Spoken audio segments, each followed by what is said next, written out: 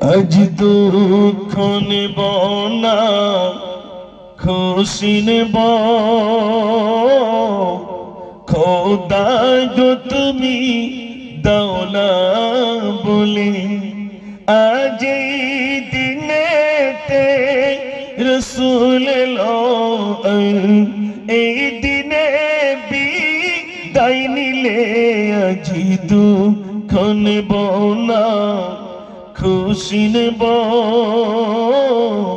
খোদা গো তুমি দাও না বলে, আজ এই দিনেতে রসুল এলো।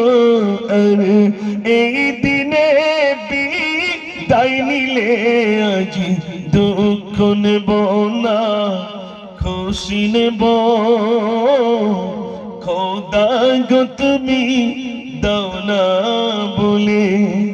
একবার আওয়াজ দেন নারে তাকবীর। মাশাআল্লাহ। সোনার ভাইরা, সন্ধ্যা থেকে নিয়ে এ পর্যন্ত যা মিলাদ শুনছি আলহামদুলিল্লাহ। আমাদের দিকে এত রাত পর্যন্ত হয় না, 12টা বাজলে মোটামুটি শেষ হয়ে যায়। কিন্তু শুধু তাহারি একটু বাকি রয়েছে বলে আমি বললাম 12:30টার ভিতরে করে দেবো ইনশাআল্লাহ। মিনিট 20 মতো বাকি রয়েছে। আমি শুধু একটা কথা বলবো ভাই, আমাদের যাদের মা আর বাপ আছে, আজ থেকে আমরা যারা খিদমত করি না, আমরা সবাই বলি খিদমত করবো তো ইনশাআল্লাহ। একটু জোরে বলুন না ইনশাআল্লাহ। বাপ মাকে দেখেন, আমি ছেলে হিসেবে আমার একটা হক ছিল, আমি যদি আদায় না করতে পারি আল্লাহর কাছে কিন্তু কৈফিয়ত দেওয়া লাগবে। হুকুকুল্লাহ আর হুকুকুল ইবাদ, একটা হলো আল্লাহর হক আর একটা বান্দার হক। মানুষ যখন মারা যায় তখন আমরা বলি, ভাই যদি আপনাদের কাছে কোনো অন্যায় করে থাকে আল্লাহর রাস্তায় ক্ষমা করে দেন। বলা হয় না? হয় না? কেন বলা হয়? এটা হলো বান্দার হক। বান্দা যতক্ষণ ক্ষমা না করবে ততক্ষণ আল্লাহ ক্ষমা করেন না। বান্দা যদি ক্ষমা করে দেয় আল্লাহ বলেন, ও আমার বান্দা তুমি ক্ষমা করে দিয়েছো, আমি আল্লাহ তোমার জীবনের ত্রুটিগুলো আমি রব্বুল আলামিন ক্ষমা করে দিলাম। জোরে বলুন না সুবহানাল্লাহ। ভাইরা, এই জন্য আমি সকলের কাছে অনুরোধ করছি যারা এখানে উপস্থিত রয়েছে, মার বাপ যাদের আছে প্রাণ ভরে তাদেরকে সেবা করুন। মায়ের কদম তলে সন্তানের দয়ার জান্নাত রয়েছে। এটা গেল একটা দিক। আর দ্বিতীয় দিকটা হলো, আমি নামাজি হয়ে যাব। গরিব তো কি আছে, গরিব ঘর, কুড়ে ঘর, সেই ঘরে আমি একজন নামাজি বনে যাব ইনশাআল্লাহ। বলুন না ইনশাআল্লাহ। আল্লাহ যেন কবুল করেন, আল্লাহ যেন সুমতি দান করেন। সবাই বলুন আমিন।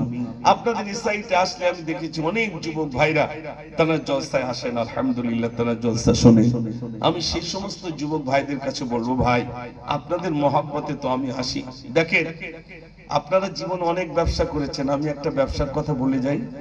সেই ব্যবসাটা হলো, বেঁচে থাকতে যিনি নামাজি একজন বেনামাজিকে যেভাবে হোক কষ্ট করে মসজিদে নিয়ে যাবেন, নামাজি বানাবেন, একজনকে বানাবেন। জীবনে বেঁচে থাকতে থাকতে যিনি বেনামাজি এমন একজন ব্যক্তিকে খুব মহব্বত করে ভালোবেসে মসজিদ পর্যন্ত নিয়ে যাবেন, নামাজের সঙ্গে জুড়ে দেবেন। আপনি মারা যাবেন, ওই যিনি নামাজি একটা বানিয়ে গেছেন ওনার থেকে আর দুটো নামাজি হলো, ওই দুটোর থেকে আর চারটে নামাজি হলো, ওই চারটের থেকে আর 10টা নামাজি হলো, ওই 10টার থেকে আর 20টা নামাজি হলো। আপনার কবরে হাত তুলে দোয়া করতে হবে না, এরা যত নামাজ পড়বে আপনি কবরে শেষে তত বেশি সওয়াব পাবেন। জোরে বলুন না সুবহানাল্লাহ। এই ব্যবসাটা করতে পারবেন ভাই? বুঝতে পারেননি ভাই? টেনে টুনে একজনকে মসজিদ পর্যন্ত নিয়ে যাওয়া, জোর করে নয়, খুব মহব্বত করে, খুব ভালোবেসে। যিনি নামাজ পড়েন না তানার বাড়িতে বারে বারে যাওয়া।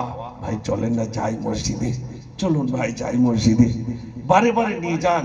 কিছু জান্নাতের কথা বলুন, জাহান্নামের কথা বলুন, কবরের আযাবের কথা বলুন, এই দুনিয়া তুচ্ছ এই কথা বলুন। আপনিও নসিহত করুন, কেননা এটা সকলেই দায়বদ্ধ। রাসূল বলেছিলেন, জাবলে রহমত পাহাড়ে বাল্লিগু আন্নি ওয়ালাউ আয়া, আমার পক্ষ থেকে যতটুকু শিখেছো মানুষের কাছে পৌঁছে দাও। সাহাবায়ে কেরাম আজমাইনগণ তাদের ঘোড়াটা যেদিকে ছিল তারা সেদিক ফিরে ইসলামের দাওয়াত দিতে চলে গেলেন। সন্তানের দিকে তাকান নাই, জমির দিকে তাকান নাই, আপনার অর্থের দিকে তাকান নাই। রাসূল বলেছেন ওই কথাটাই আমল করার জন্য বার হলেন, জোরে বলুন না সুবহানাল্লাহ। আমাদের প্রত্যেকের কিন্তু এই দায়বদ্ধতা রয়ে গেছে, একে অপরের কাছে নসিহত করা, একে অপরের কাছে নসিহত করা। এই যে এখানে অনেক যুবক রয়েছেন, আলহামদুলিল্লাহ। আজ কি বার ভাই? বুধবার। বুধবার, তারপর হচ্ছে বৃহস্পতিবার, তারপর কি বার ভাই? শুক্রবার। আমি গজল শোনাবো, কিন্তু একবার বলতে হবে আগামী শুক্রবারে আমরা যা 5 ওয়াক্ত হয়তো পড়ি না অনেকে, কিন্তু শুরুটা করব জুমা দিয়ে। একটু বলবেন আমরা আগামী জুমা ইনশাআল্লাহ মসজিদে নামাজ পড়বো? আল্লাহ, কেউ একটু অন্তত বলেন ইনশাআল্লাহটা বলেন, একটু জোরে বলেন ইনশাআল্লাহ। ও যুবক ভাইরা রাজি আছেন তো ইনশাআল্লাহ? আপনারা কথা বলবেন না, আমি বুঝতে পেরেছি। জি, একটু জোরে বলুন না ইনশাআল্লাহ।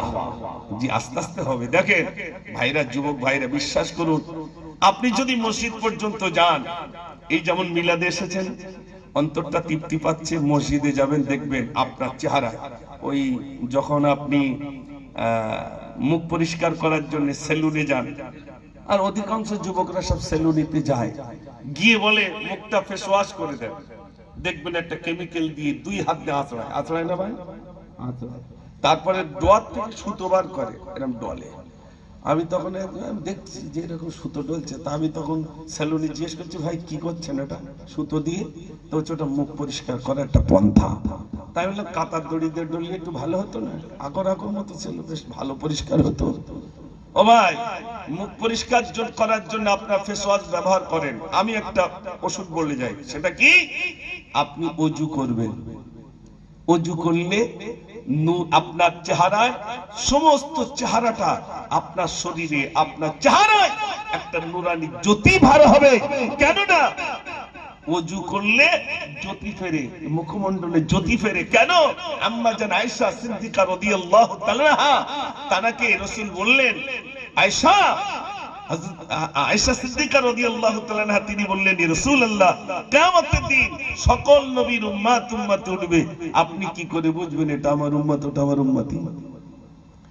আম্মা জান আয়েশা বললেন, ইয়া রাসূলুল্লাহ, কিয়ামতের দিন আপনি কি করে বুঝবেন এটা আমার উম্মত, ওটা আমার উম্মতি? আল্লাহর নবী বললেন, আয়েশা শোনো শোনো, এক মাঠে 1000 ঘোড়া রইল, 1000 ঘোড়ার ভিতরে একটা ঘোড়ার কপালটা সাদা, ওই 1000 ঘোড়ার ভিতরে ওই সাদা কপাল ঘোড়াটাকে আমি কি চিনতে পারবো না? চেনা যাবে না ভাই? সাদা, এই কপাল সাদা দুটো একটা ঘোড়া পাওয়া যায় না, তো ওটাকে আমি চিনতে পারবো না? আল্লাহ রাসূল যেই বললেন, আম্মা জান আয়েশা বলছেন, ইয়া রাসূল, বেশক আপনি চিনবেন, 1000 ঘোড়ার ভিতরে সাদা কপালওয়ালা ঘোড়া নিশ্চয়ই আপনি চিনবেন। আল্লাহর নবী বললেন, শোনো আয়েশা, আমার উম্মত উম্মতি দুনিয়ায় ওযু করবে, নামাজ আদায় করবে, কিয়ামতের দিন, মুসিবতের দিনে তাদের পেশানি থেকে, কপাল থেকে নূরের জ্যোতি বার হবে। সেদিন আমি বুঝতে পারবো এটা আমার উম্মত, ওটা আমার উম্মতি। একটু জোরে বলুন না সুবহানাল্লাহ। কি দেখে বুঝবেন? এই কপাল থেকে জ্যোতি বার হবে। ওযু যদি না করি, ওযু তো করি সেই, অনেকে যদি বলি ভাই নামাজ পড়তে, হুজুর আমি তো নামাজ পড়ি।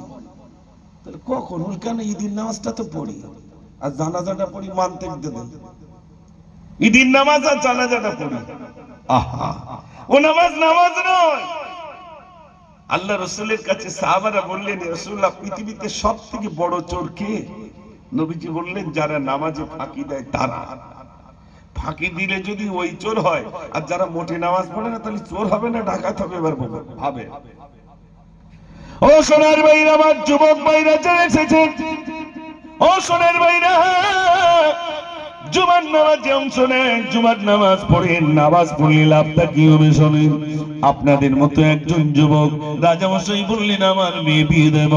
এক যুবক এসে বললেন, রাজামশাই আপনার মেয়ে বিয়ে দেবেন, শুনলাম আমার সঙ্গে কি বিয়ে দেবেন? রাজামশাই জিজ্ঞেস করলেন, তুমি কি নামাজ পড়ো? কি জিজ্ঞেস করছেন ভাই? তুমি কি নামাজ পড়ো? তো হচ্ছে না, তাহলে আমি বিয়ে দেবো না। তো যদি নামাজ পড়ি তাহলে বিয়ে দেবো। সোজা মসজিদে গেছে, আল্লাহু আকবার। নিয়ত তো দূরের কথা, নামাজের মধ্যে শুধু হচ্ছে রাজার মেয়ে বিয়ে করবো, রাজার মেয়ে বিয়ে করবো। ও তো মসজিদে গেছে কিসের জন্য ভাই? রাজার মেয়ে বিয়ে করবে। তো এখন 1 বছর 2 বছর পার হয়ে গেল, এবার রাজামশাই সৈন্য পাঠিয়েছে, যাও ওর সঙ্গে আমার মেয়ের বিয়ে দেবো। সত্যিও বেদাত করছে, ইবাদত বন্দেগীতে লিপ্ত আছে। এসে বলছে চলো রাজামশাইয়ের মেয়ে বিয়ে করবে, চলো। যে কেন? বলছে তুমি তো বিয়ে করবে বলে মসজিদে এসেছিলে। বলছে খোদার কসম আমার বিয়ের প্রয়োজন নাই, আমি নামাজে যা তৃপ্তি পেয়েছি, যে স্বাদ পেয়েছি, আমার আর বিয়ে করার প্রয়োজন নাই। জোরে বলুন না সুবহানাল্লাহ। মসজিদে গিয়েছিল কি কারণে ভাই? রাজার মেয়ে বিয়ে করে বলে যে স্বাদ পেয়েছে সব স্বাদ ভুলে গেছে। মসজিদ পর্যন্ত আসি না বলে তৃপ্তি পাই না। একবার এসে দেখেন, একবার সেজদায় যান, একবার রুকুতে যান, যে মহান রবকে ডাকুন আর বলুন সুবহানা রাব্বিয়াল আলা, সুবহানা রাব্বিয়াল আযীম বলে আপনি ডাকুন, আপনি তৃপ্তি পাবেন। সব কিছু দুনিয়াদারি পর্যন্ত বান্দা ভুলে যাবে। ভাইরা, আজ এখানে জানার আমরা আছি, আমি সকলের কাছে অনুরোধ করছি, ভাই আমরাও তো বিয়ে শাদী করি, যুবক বিয়ের জন্য আগিয়ে এসেছে, আমরাও তো বিয়ে শাদী করি।